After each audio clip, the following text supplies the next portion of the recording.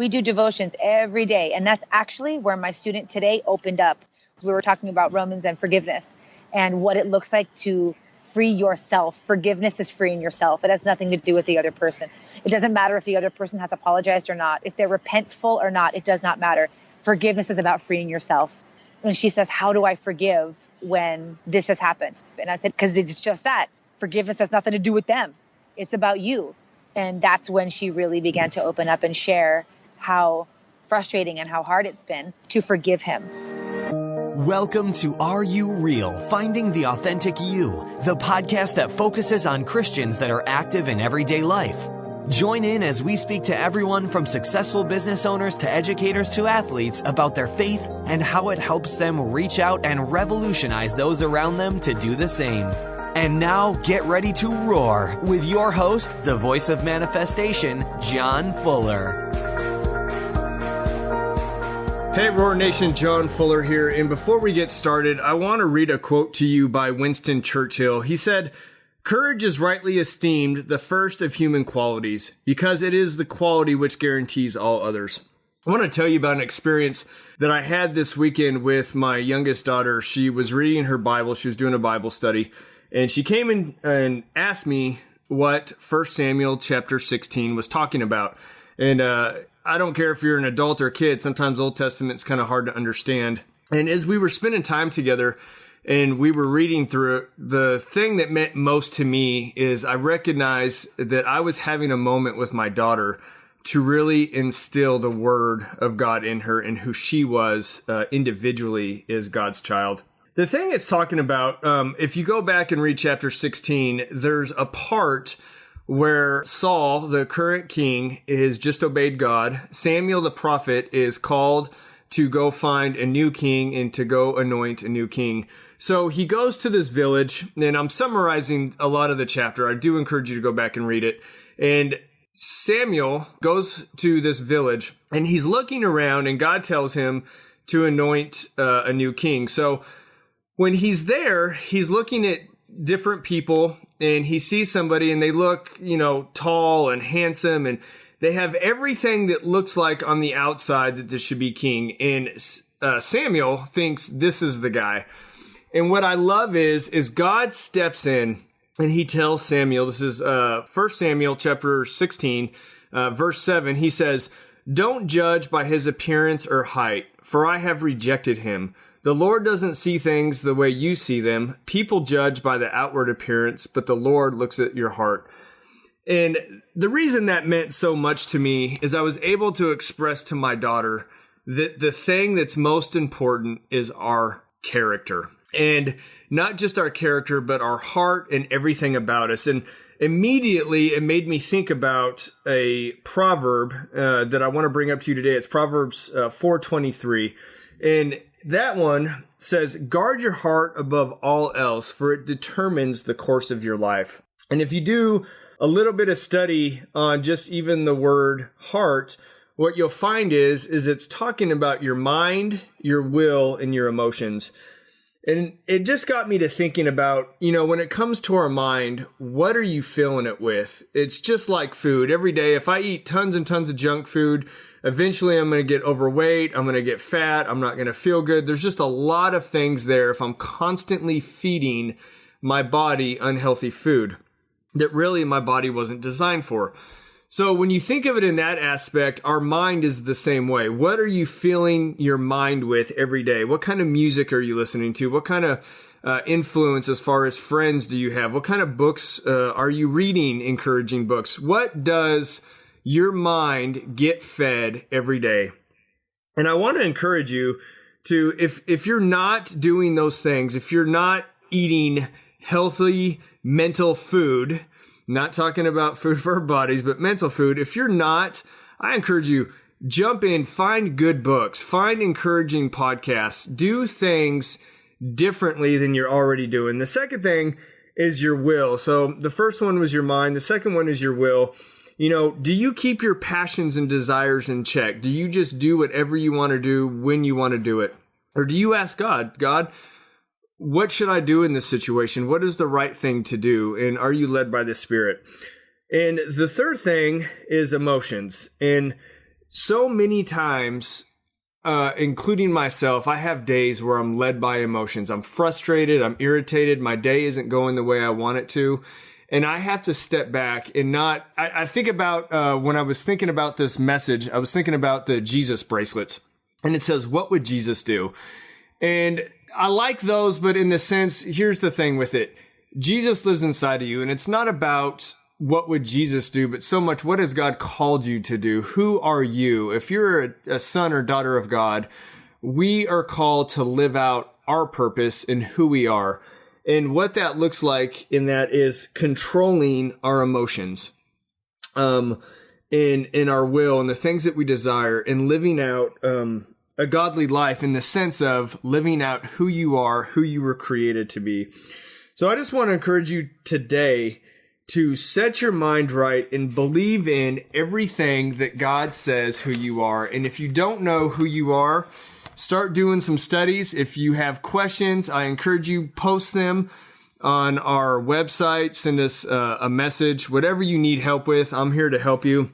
And also, before we jump in today's podcast, it was powerful. This podcast, I've had some phenomenal interviews. One of my favorite all times was with Paul Young, because one of my favorite books is The Shack, going back. But this individual podcast meant more to me than any podcast ever done, because it was very personal. It hit me at a core level.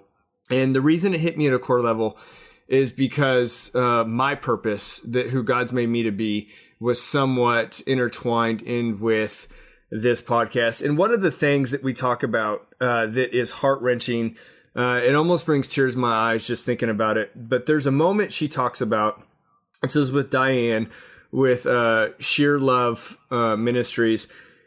And she says there's a moment where she was in another country, and there's a 3-year-old boy getting sold for sex in the middle of the village.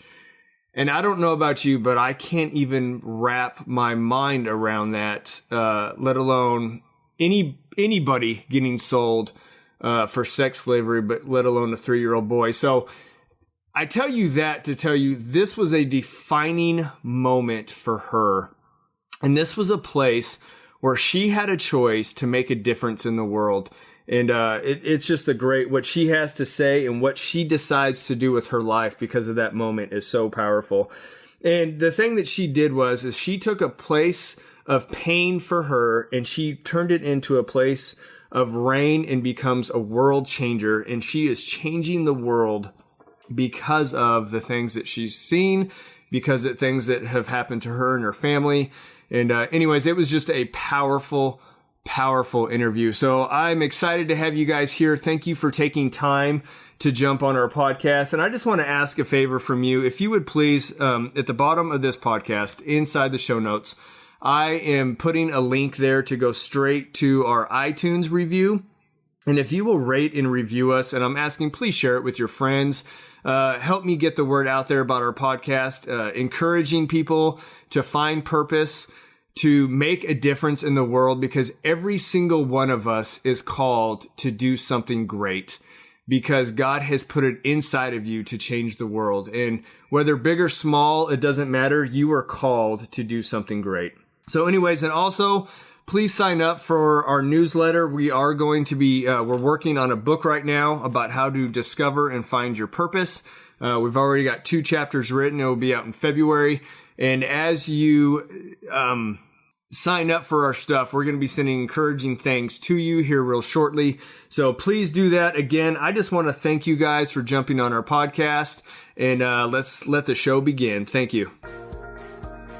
Hey, Roar Nation, John Fuller here, and I am super excited, if that's even the word that I'm feeling right now, for today's special guest, Dianna Bautista. Dianna, are you fired up and ready to go? I am so fired up and ready to go. Let's do this. All right. So, as a hairstylist in the beauty industry for 15 years, Dianna has worked on many platforms in the salon and providing advanced education to professional stylists. After 11 years of doing hair for fashion magazines and red carpets, she began teaching women in developing countries who have endured extreme poverty, exploitation, abuse, and trafficking the skill of hairdressing. Dianna has helped build and develop educational beauty programs in Kenya, Uganda, Brazil, Mexico, Cambodia, and now Thailand. Giving hope in the future to women through vocational training has become her mission, and seeing her vision of freedom through hairdressing has become a reality, and she has moved to Thailand, the world capital of sex tourism and child trafficking. Dianna has committed to living there indefinitely to establish Sheer Love International to give women the opportunity of a career for hair design, a future for their families, and a voice to the world. All right, Dianna, that was an awesome introduction. I cannot wait to hear more about what you do. Give me an overcap, 10,000 view of what you're doing and why you're passionate about it and how you do it for the Lord. Well, wow. I really hope I can live up to that because that was really great. You read that perfectly. That was amazing. Well, what we do out here in Thailand, me and an amazing team of hairdressers and teachers in general that I get to work with, we teach women who have been rescued from sex trafficking or they've chosen to exit the sex industry or even as a preventative measure. A lot of the women that we work with, they just need opportunity. And that's what the developing world lacks is opportunity. And when you lack opportunity in anything, whether it's in education, a career, you are vulnerable to trafficking.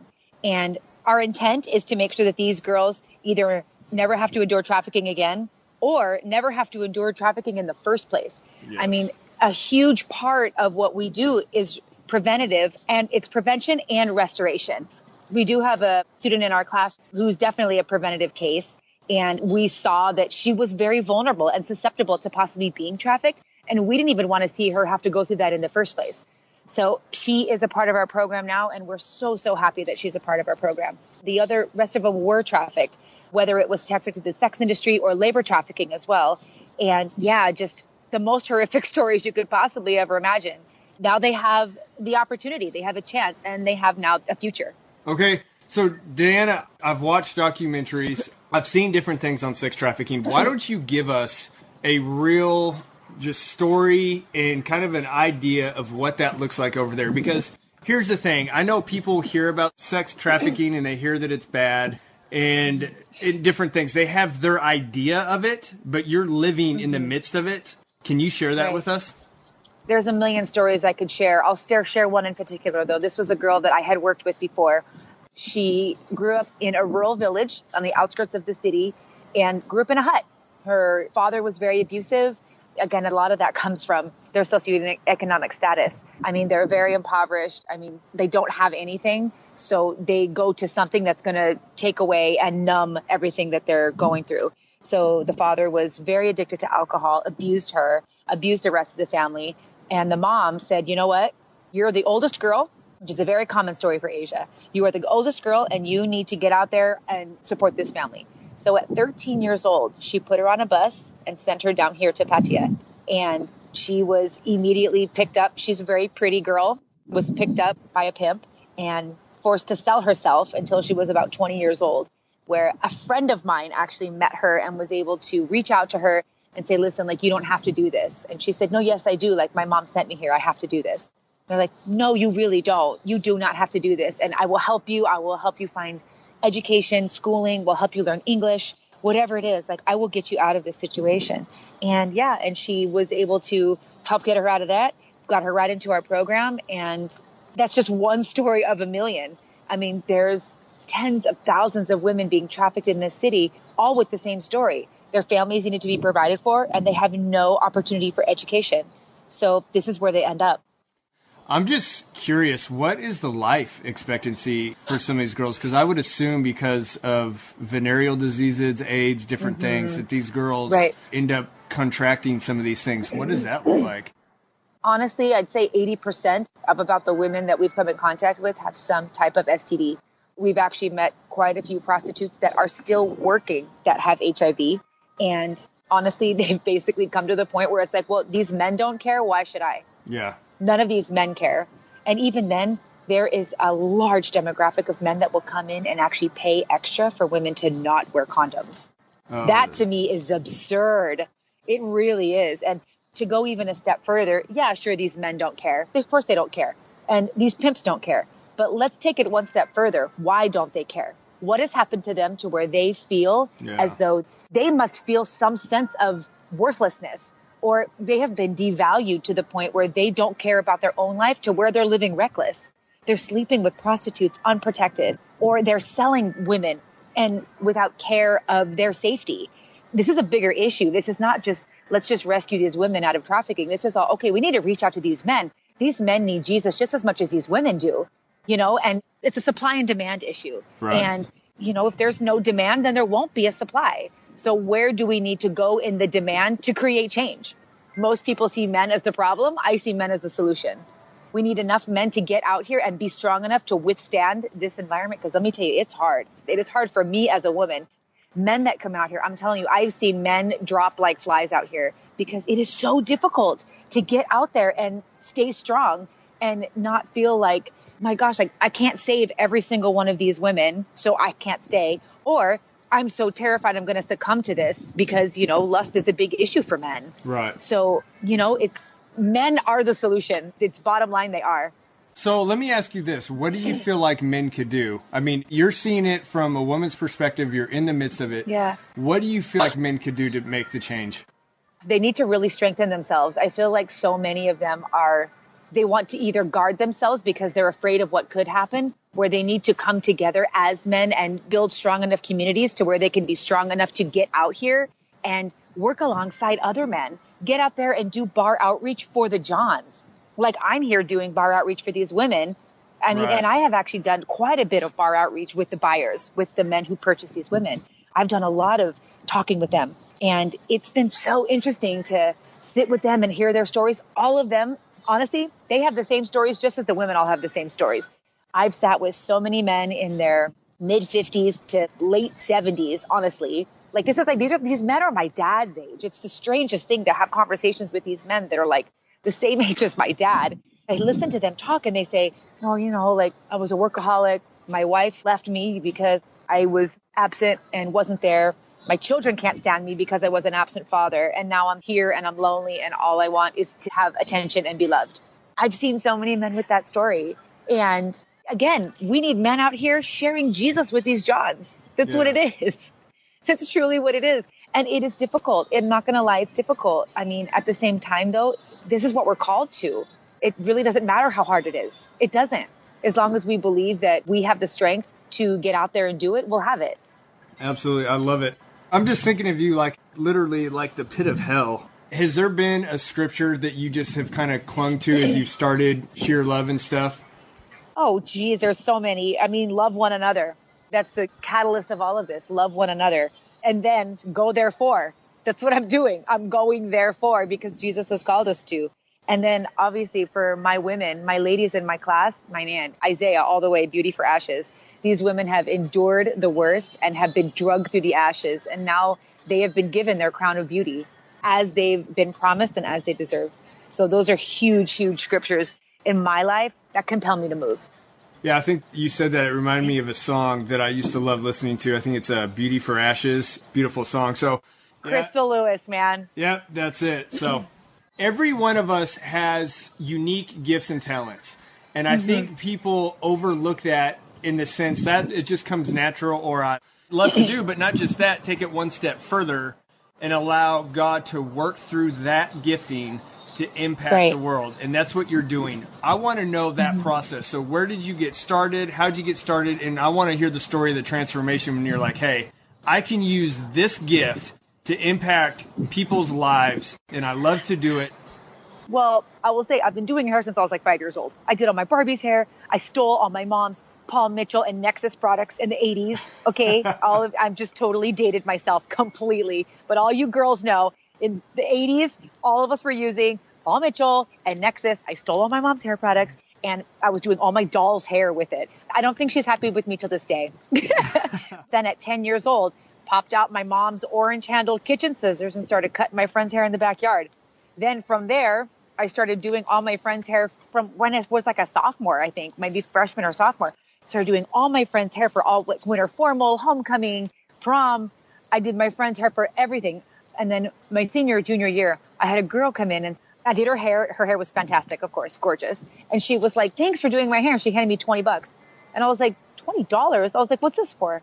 She was like, for doing my hair. And I was like, are you serious? And she was like, yeah. Do you have any idea how much I would have paid in the salon? And I was like, how much? And she goes, at least $60. And I'm 17 years old. I'm like, $60? That's crazy. So she leaves. I go downstairs and I'm like, Mom, oh my God, you're not going to believe it. This girl gave me $20 to do her hair. And she's like, well, of course she did. And I'm like, what? And she's like, do you know how much money I pay to get my hair colored? And I was like, get the heck out of here. I've been doing free hair for stinking 10 years already. Are you kidding me? So from there, I signed up for beauty schools like immediately, went to beauty school, started working right away, and just was really able to hone in on my gift when I was 5 years old. I knew I wanted to do hair when I was in kindergarten. When the teacher said, hey, what do you want to be when you grow up? I want to be a hairdresser. And everyone's like, oh, that's cute. No, I really actually did. I think I'm the only person in my kindergarten class who actually made good on their word to be what they wanted to be when they grew up. So that's the hair journey. Okay. Then back it up to where my passion and my purpose meet. Yes. So my father left when I was about 14 years old. He moved out. And just about that same time, a man came into our lives and took advantage of my mother, took advantage of my family, and began sexually abusing my brother. And that went on for years. And after the abuse stopped, my brother moved away. Then I got married. I was married to someone for a few years, and relationship was horrible. It was very abusive. There was drug abuse involved, and it was just a really, really terrible situation. In the middle of that, my brother tried to attempt suicide. And in him attempting suicide, he finally came to the realization that he was molested as a child. So then he and I actually go forward together to the police. And as a result, the man who molested him was tried, convicted, and is now currently serving 150 years in state penitentiary. Very shortly after that, my marriage went completely horrible, even worse than I had ever thought it could have. And it ended. Just a few months after that, a man came into my salon selling hair cutting scissors. And he said, hey, we're doing this program where you can trade in an old pair of shears for a new pair, like a car. Hair cutting shears are extremely expensive. I don't know if you realize, but like my cheapest pair of shears is $500. That's insane. Like, yeah, it is. Oh, it's totally insane. That's a pair of tires on a car for some people. Oh, it sure is. But let me tell you what, those $500 shears are what make me an excellent hairdresser. What set me apart from being a good to an excellent hairdresser, number one. Number two, how would you feel if you hired a photographer to come to your house to take photos of your family, and he came in with like a wind-up Kodak disposable camera? How'd you feel about that? Come on now. Great analogy. I'm tracking. Okay, sure. Same thing. What if you went to go get your hair done and you saw your hairdresser using like some Crayola, little red crayon scissors? You might not think that was too cool, right? Right. Again, hair cutting shears are not something that you necessarily notice, just as well as like a camera on a photographer. However, if they were to walk in with something super janky, you would notice. That is for sure.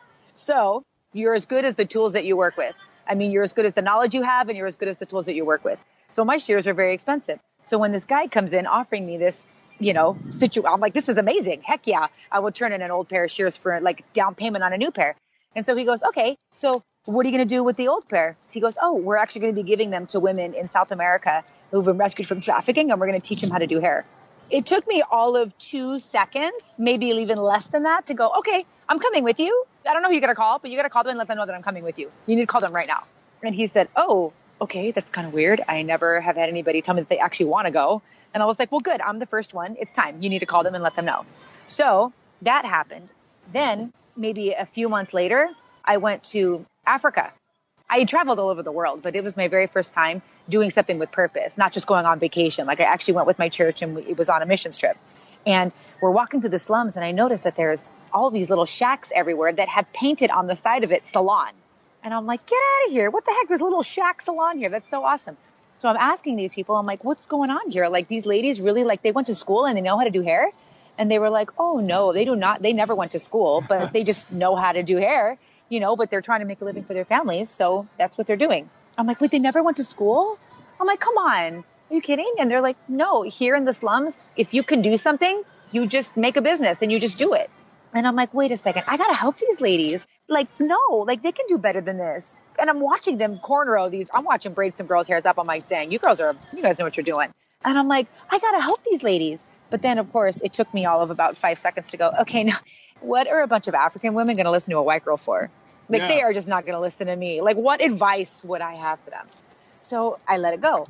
Well, I ended up completely divine, sitting in on a meeting that I wasn't even supposed to be at with our global outreach director, Lisa Mitchison. And I was sitting with her and Mary Kamau, who is the director and founder of the organization that my church partners with in Kenya. And Lisa said, hey, we've fundraised a lot of extra money. Like, it was so awesome. Like, this is just great that we've been able to do this. We fundraised some extra money, but we want to know, like, what is it that you need? Do you need a new school? Do you need, houses to be built? Like, would feeding programs? Like, we want to know what you need so that we can best put this money to use.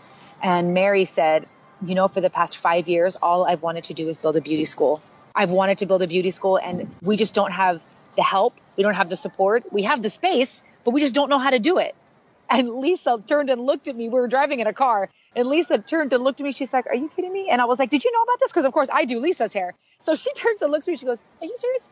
And I'm like, did you know about this? And she goes, no, I didn't know about this. And we're having this whole conversation, and Mary's like, hey, guys, what's going on?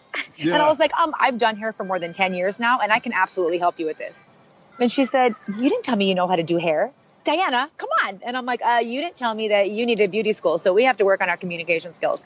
You're getting a beauty school. We're going to make this happen. So sure enough, we get back to our hotel that night, and Lisa says, Dianna, you got a lot of work to do. You need to have a business proposal, a budget. You need all of this ready to go by the time we get home so we can present this to the elder board so that we can get this beauty school happening.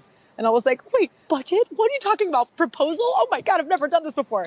Yeah, so I went back, got it all taken care of.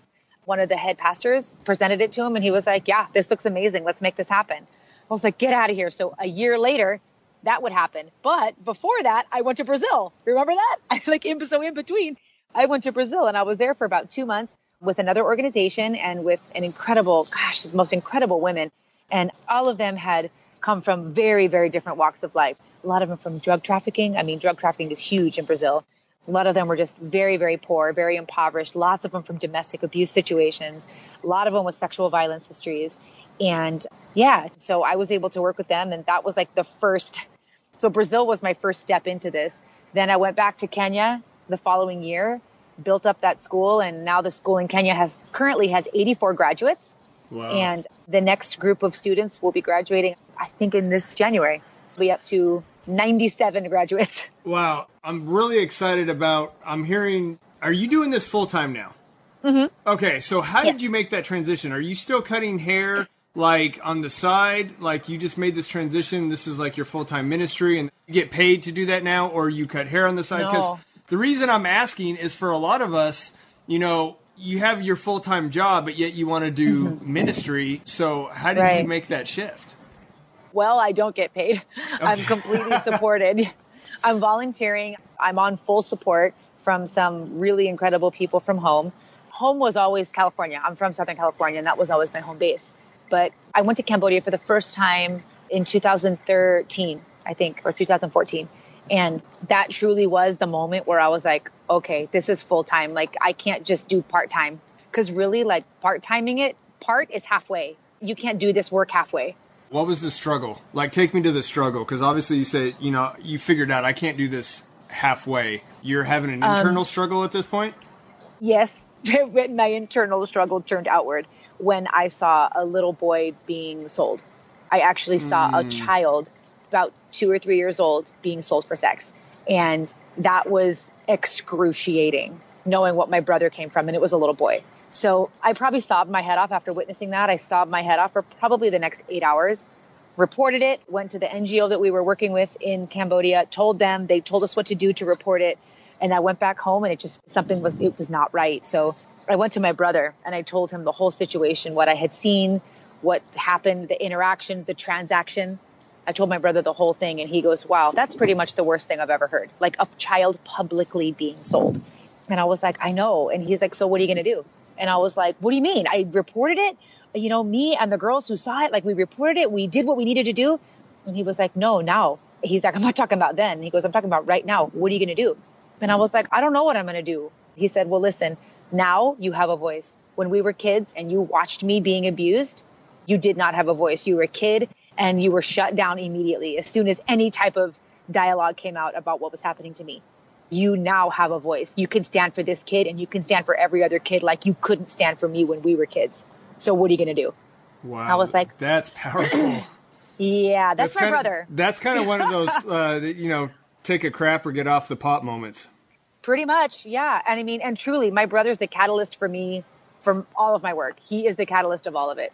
Wow. I mean, even besides, the bad situations that I've been in, the abusive relationship that I was in, honestly, truly, that definitely helps me be the best support that I can be to my ladies. But at the same time, my brother's strength and bravery and courage to come forward, knowing that he had huge risk. There was a huge possibility that this guy was never going to get. I mean, he really, stuck his neck out and was like, no, man, this guy's doing wrong. And I don't care this is a huge risk, but I'm taking it. And I was like, this is a huge risk to leave my job, leave my career that I've worked, at the time that I left America, I had been doing hair 15 years. My clientele, everything that I had built up, I'm like, I'm giving it up. I'm giving everything up so that I can do this. Saying that, you left everything behind, but you're following what you love. Do you have any regrets? None. Not one. I didn't think so. Not a single one. I didn't figure you did, but I just want for listeners to know, when you really, truly go after what you love and what God's called you to, you just feel like when you know that you're doing what you're supposed to do, there is no regrets. Finances isn't really an issue because God just provides and things just happen. Right. Okay, I will say this. There are things at home that I miss. There are things I miss my clients for sure. There are certain things, but there's absolutely no regret in doing what I'm doing. Right. And I will say too, finances are a worry. I worry about finances constantly because I'm human. However, again, there's not for one day would I think, you know what, it's getting too difficult. Finances are too scarce. I need to go home. I need to give it all. There is worry. I don't want to paint a picture that everything's all fuzzy cupcakes and rainbows and whatever and Pinterest boards. It's not true. I'm saying the struggle is real, but the reward is worth it. Okay, so let me ask you this for our listeners. Just so you know, you don't know this, but I went on to Sheer Love International. That's your website. And before we ever started, because I believe so much in what you're doing, I've already signed up and I'm already giving a monthly support. Oh my God! To your deal just because of what you're doing. I want to invite you to explain to us what kind of money is needed and what that money goes towards to change these kids' lives. Like this little boy that you talked about that got sold. I mean, this is real crap that happens every day and people don't realize it, but you're changing it. What kind of money does it take and what is it doing? Well, I really want to raise $1 million. There's someone out there with $1 million. I just need to find them. Please. Or who I need to find. Yes. He or she, that's who I need to find. However, directly for next year, I would love to raise $75,000. And that will completely cover our program for next year, all of our students' salaries, as well as our staff salaries. Now, I have students, and what I do is I pay them a salary or a scholarship, and that subsidizes their income so they don't have to work at all when they come to school. They get to come to school, and their school is their job. Because so many of these women, they couldn't get a job anyway. The only job they do have is working in the bars or prostituting themselves. And I don't want that to even be an option. So their brains are completely free and just focused on school. That also plays our staff salaries. Now, we have a translator who's an incredible woman who was also rescued from the bars. She has got such an incredible testimony. And she was rescued from the bars like 10 or 15 years ago. And she's now our translator. She speaks fluent English and perfect Thai. She's amazing. And so that will also pay her salary. And I'm looking to expand our program because, like I said before, these men need Jesus too. So what my goal is in the future, because right now what's happening is there is a crazy feminist movement right now, a huge one. And I see women being empowered and women being elevated to another level, which is amazing. I'm all about women's empowerment, but not in spite of man's empowerment. Yeah, it's a twisted version. Like, I'm with you. I'm 100%. I back it. But what happens is there's so much anger and hurt because men have just been freaking so stupid. They're hurt, so the devil comes along and he twists that anger and it becomes a perverted. Women need to be empowered just for the right reasons. Absolutely. Let me tell you, man, I've been through some nasty stuff with men. I really have, but I do not believe that all men are bad. And I really feel like the women that I've taught really believe that. They believe that all men are bad. And it's like, no, I don't believe that at all. You just haven't found the right man.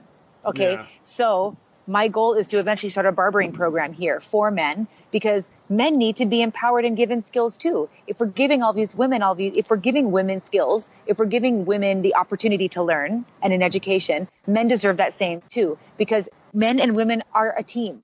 A family is built on a mother and father working together to make it all happen. So it's so necessary for men to be empowered just as women are empowered. Because if we're building up all these women to be these like warriors, but these men are still weak, we're creating a huge imbalance. And we need to make sure that imbalance is going to create a huge strife in this culture if we continue doing this way. Because there's a lot of other NGOs in this area. I wouldn't say a lot, but I mean around 10 maybe that I work with in this city, which is not a ton, but considering the work that we have, we need a lot more NGOs out here for sure. What's an NGO? Non-government organization, nonprofit. Okay. So listeners, I want to tell you, I'm on your website right now. It's Sheer Love International. And listeners, if you'll click on, I've already done it. I'm asking you to support it. But you can go, for some of you, you heard her say $1 million and 75,000. You're like, well, crap, I don't have that kind of money.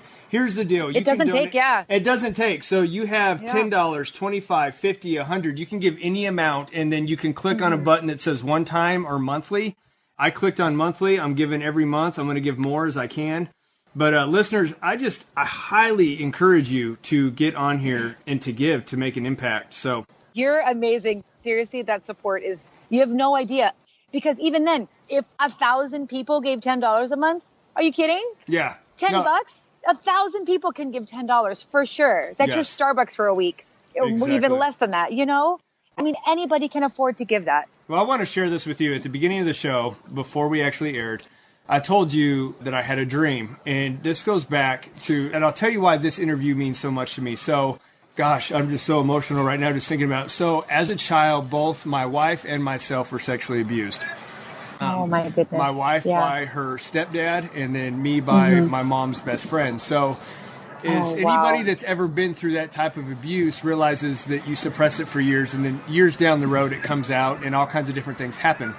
So, God has just completely restored and healed that in both of our lives. But about 3 years ago, God gives me dreams all the time. And I always know when they're from Him because they're real vivid, they're real specific. And I woke up and I was in tears. I was just angry. I was so mad. And I woke up and my dream was that I was in an African country, somewhere in Africa, and I was in a country. And somebody had kidnapped my wife. It was sex traffickers. Oh, my God. And we're over there, and I'm trying to find my wife. I'm chasing after my wife. And I go to find this warehouse, and I knew she was in there, and she was screaming for me to help her. And I'm just frantic, running around this building, trying to figure out how to get in. And I realized that in my mind, I knew that they were shooting her up with heroin. And in this dream, and I'm just frantic. And I mean, it was the most real dream I've ever had in my life. And I finally break in, and I wake up as I break into this building. And this is my relationship with God. Some people, can't, this would be hard. But I wrote in my journal, and I said, God, I will never have anything to do with sex trafficking in the sense of helping it. I said, if it's going to cost me my wife and my family, I said, there is no way in hell I will ever sacrifice my family for this. And clear as day as I wrote it, I heard God said, He said, I've protected your family. He said, that's not why I shared this dream with you. He said, the feelings that you were having about your wife is the same way I feel every single day when I look down and I see these kids being abused and trafficked. And that's my heart towards these kids, and that's how I feel. And at that moment, it just broke my heart. And I thought, God, I got to get involved somehow. I got to do something, because the hurt and the pain that I felt, and when He said that, I thought, I just can't even fathom my children. He's basically saying, my children, this is happening to my kids every day. Somebody has got to do something. So I share that with you to tell you thank you so much for the kids that you're impacting, because that's not just touching God's heart, but I mean, you're changing a culture, you're changing kids' lives, and you're literally breaking the chain of sexual abuse from one generation to the next, because just because their kids or their parents did it to them, they know the impact, and therefore they're not going to do it to their kids because they know the impact, and now they're educated. Oh my God. That's why it's been such a big deal for me to get with you. When I heard you on your friend's podcast, when I reached out to you, I thought, man, I just got to get involved in this, and we got to do whatever we can to help you guys in these countries. It was on my heart, and I had to share that. It was a big impact for me. Okay, so I do want to step into this. I want to ask you, what do you feel like your biggest strength is that God's given you to do what you're doing? I'd say my biggest strength is just that, is being strong. Today, one of our students in class really started sharing this morning about her sexual abuse as a child. She was not trafficked until she was a teenager. Then she started talking about how she was sexually abused as a little girl. She went and told her mom, and her mom didn't believe her. And she told me, she says, every time I hear you talk about your brother, it hurts me so much because my mom doesn't believe me even to this day. So we start getting into it and getting into the whole, I'm asking her all these questions, and she kind of backs off a little.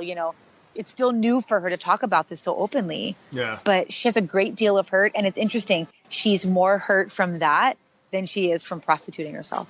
Basically, her mother betrayed her in saying, I don't believe you, and I believe this other person that they didn't do it. Wow. And so she's really struggling more with the hurt of her mother not believing her than she is from the countless men that she had to sell herself to support her mother, to support her family. And honestly, I was able to sit there through it. And I'm strong for them because I've been able to deal with, and I feel like you have too, being able to sit up here and be strong enough and vulnerable enough to share what's happened to you and what's happened to your wife. She's vulnerable as well. Yeah. To be able to share that on such a public platform goes to show that you have endured the pain of recovery. The pain of recovery is deep, and oftentimes it is more difficult to bear and to endure than it is the initial pain itself. Oh, yeah, absolutely. And this is what my girl is dealing with right now. She's dealing with the fact that and to this day, her mother doesn't believe her. Wow. And yet she still works so hard to provide for her mother. So, just really getting her. And that, again, that's just one story. There's a million, where these girls have been betrayed, have been lied to, have been completely stripped of all of their worth. But I'm here to tell them, and I'm not leaving them. They know I'm not leaving them. They know that I'm here. And even then, I've had a couple of students even drop out of the program for whatever reason. They just couldn't feel like they could finish. And I've still remained in contact with them because they know that I'm not leaving them. Even though they're not in the program anymore, they know I'm not leaving. It's the biggest thing. I want to ask you this. We've kind of hit on a one-step process. So you're getting people off the streets. We're getting them scissors. We're teaching them education. We're going to give them a job. Yes. Okay, so what about sharing the gospel in the healing process? Where is that taking place? What does that look like? We do devotions every day. And that's actually where my student today opened up. We were talking about Romans and forgiveness and what it looks like to free yourself. Forgiveness is freeing yourself. It has nothing to do with the other person. It doesn't matter if the other person has apologized or not. If they're repentful or not, it does not matter. Forgiveness is about freeing yourself. And she says, how do I forgive when this has happened? And I said, because it's just that. Forgiveness has nothing to do with them. It's about you. And that's when she really began to open up and share how frustrating and how hard it's been. And I told her, and I said, I know this is going to be difficult for you to hear because you just told me. However, forgiving the one that I was in a really unhealthy, awful relationship with, who was very abusive, that was hard. But guess what? I've done it because it has nothing to do with him. It has nothing to do with him. I need to know that my heart's okay. One step further, my brother has 100% forgiven the man who abused him. Wow. That is tough. He abused him for years and years and years. And I will say, my ex-husband at least apologized to me. He did apologize to me. And I do believe that he meant it. I believe that he meant it. The man who abused my brother to this day claims his innocence. He is rotting in prison in a jail cell and he will never get out. And he still to this day claims his innocence. Wow. And yet my brother has found the strength within him to forgive him. It's interesting because my student, she doesn't even barely think about the abuse that happened. Yes, it's hurt her for sure. It's physically hurt her. But the wounds on her soul are because her mother didn't believe her. Yeah. That's where her wounds lie. And that's what she needs to get through. So devotions are a huge part of what we do. And even then, teaching them life lessons as we're doing here, teaching them how to properly communicate with people. Yesterday, we had a 2.5 hour long conversation about conflict resolution, how to talk to people, how to communicate with them, and how to be patient with people. I mean, these are huge life lessons that they've never learned, especially when these girls who've been trafficked at such young ages. Yeah, they don't know anything else besides that. No, they don't. And you know what? It's like, I've worked with plenty of organizations that have worked with children who've been rescued from sex trafficking. And believe me, a child being abused, that to me, forget it. It's the worst thing in the world. But thank God, all the kids that I've worked with have all been rescued and are now free. But I will tell you, the girls that are in my program were the ones who were never rescued. They were the ones that were left. And they were the ones that had to wait until I came in, walking into their little brothel, walking into their bar, buying Sprite from them every night for 6 months until they finally believed me. They believed that I was there for genuine purposes and for nothing more than to just be their friend. Oh, man. That's so impactful. We're going to talk more after we end the show. I want to talk to you some more. I've actually just literally finishing up in the process of writing a book about how to remodel your life. And yes, through the process, amazing. Because what I do, I build by trade. I build homes and do remodels. And I've literally spent thousands and thousands of dollars on this curriculum of walking people through the process of restoration, of healing, and things like conflict resolution, all those things. We've created a curriculum. As we do that, I'm going to come up with something to donate that to start helping these kids to walk through this process. I really want to touch these kids' lives and impact. Okay, so we're about to wrap up. I got a couple more questions. I want to ask you, is there a recent book or something that you've read that's been impactful that our listeners can check out? Unstoppable, Christine Kane. You know what? I saw her live. She came to Amarillo, Texas, and she spoke, and she is awesome. Oh, my gosh. She is the hurricane, let me tell you. She is amazing. Yes, Unstoppable for sure. That is, like, phenomenal. I will say the other one, that is, like, if you're ready to be compelled to move, that's what you need to read. If you need motivation in the process, I would highly recommend The Circle Maker by Mark Batterson. I just got done reading that one. Amazing. Okay. Circle your prayers, man. Circle them. I will check that out. Well, I'm going to ask a new question. I'm going to ask you, too. I've never asked this question to any guest, and it wasn't on the notes that you got. I got a feeling we've already talked about it. But if you could change one thing in the entire world, like you get a wish and it changes, what would you change? Abolish trafficking. Okay. That's it. And let me tell you why. Well, first of all, there's no excuse for trafficking to even happen in general. As a whole, there is no excuse for traffic to even happening. And I can't believe that I would even waste my wish on that. And let me tell you why. As due to a recent study, there's 45 million, approximately. Let's just say that this number is accurate. I believe it's conservative. But let's just pretend that there's 45 million people on Earth being trafficked. Okay? 45 million people. There is 7 billion people on Earth. That's not even close to 1% of the population of the Earth. Okay, let me take it one step further. There's 2.1 billion people who profess to be Christians.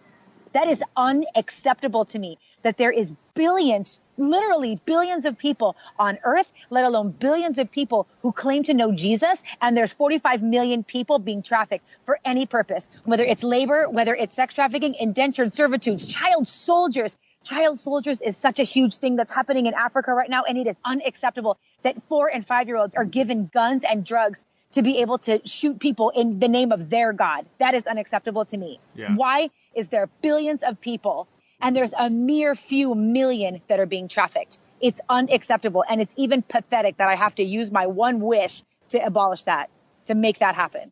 I agree. Absolutely. That makes me angry. That's what I wanted to hear. That's, the reason I asked you that question, that on purpose, is to hear the passion behind it. Because if you realize the very thing that drives you, that makes you angry, is the very thing that's driving you to change these kids' lives.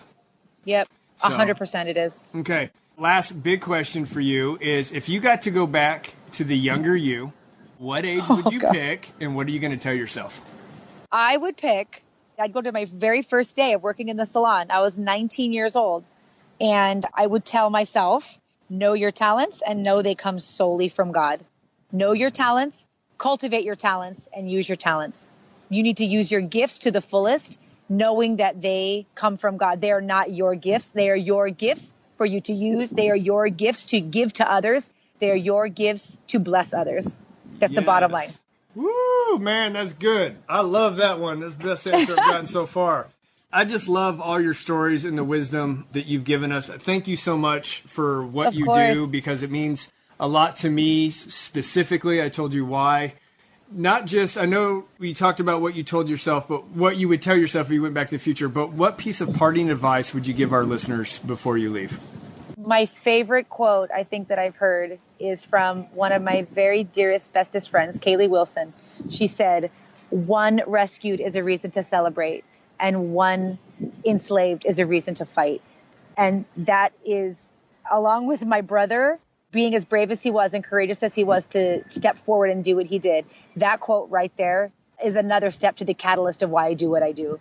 We have to find the joys, and we have to find the joys in these battles. We have to find the victory all the time. And to maintain celebration and to maintain the fight are two very difficult things to do, but they're necessary to do. And I encourage anyone out there, it doesn't matter what your gift is. It doesn't matter what your talent is. I'm sitting here with my friend Jenna right now. It's Jenna's birthday. Happy birthday, Jenna. And she actually stepped out in a major way. She's using her passion for education. She's not a teacher, but she chose to quit her job in the corporate world to come out here to use her passion for education to teach children who've been rescued from sex trafficking, to teach women who've been rescued from sex trafficking, because she was willing, have a willing heart. Again, it doesn't matter what you do. If you can cook, you can feed people, you can also teach people to cook. If you're a construction worker, you can build safe houses, you can build salons, you can build anything you can to provide shelter, to provide a safe haven. And not only that, you can teach others to provide safe havens for others. If you're a teacher, you can teach. If you're a construction worker, you can build. If you're a chef, you can cook. If you're a preacher, you can preach. Do whatever it is and do it with passion. Do it with passion. And I tell people this all the time. I found my passion, and in my passion, I found my purpose. My passion was doing hair, and my purpose is teaching people how to do hair in order to give them the freedom and the independence they need to live a life of purpose, to live a life that will provide for their families in a dignified manner. Yeah. And I completely went so far off topic. I apologize. That's all right, man. I'm excited. This is a passionate deal. Good. Yes. And truly, whatever, it doesn't matter what you do. Whatever you do, you can use that. You can use that to give to others. You can use that to bring glory to God. You can use that to give a future to someone who wouldn't otherwise have it, to give an opportunity to someone who doesn't otherwise have it. And the developing world is desperate for people for willing hearts. They need people with willing hearts. That's the bottom line. Man, you're fired up, girl. So, and I hope people are moved by your passion. If we're moved by your passion, where do we go to connect with you? How do we find you? Your ministry, website, how do we donate? What do you need? Sheer Love International, SHEAR, like scissors. Sheer, get it? SheerLoveInternational.org. Click on donate. Click on volunteer. Because we're not just looking for hairdressers. We're looking for makeup artists. We're looking for English teachers. We're looking for mentors. We're looking for artists to come and do art therapy. It's not just hair. Hair is very secondary to what we're doing. You can donate and volunteer right there. You can find us on Instagram, Sheer Love International. You can find us on Facebook, same, Sheer Love International. You can find me on Instagram, lady_Dianna, Dianna with 2 N's. Message me there. Message me on Facebook. You can find me on Facebook, Dianna Bautista. And connect with me. Message me. And even then, I just love to talk with people who are passionate about getting their dreams going. I've talked to so many who aren't hairdressers, who just are like, help me figure out where I should go, what I should do. And I was like, okay, well, what do you do? What do you like to do? Let's start with that. Let's do That's that. what you got to do. Yes. Yes. What are you good at? And let's go from there. Okay. Listeners, thank you so much for joining in. I hope you are moved by this story about this interview.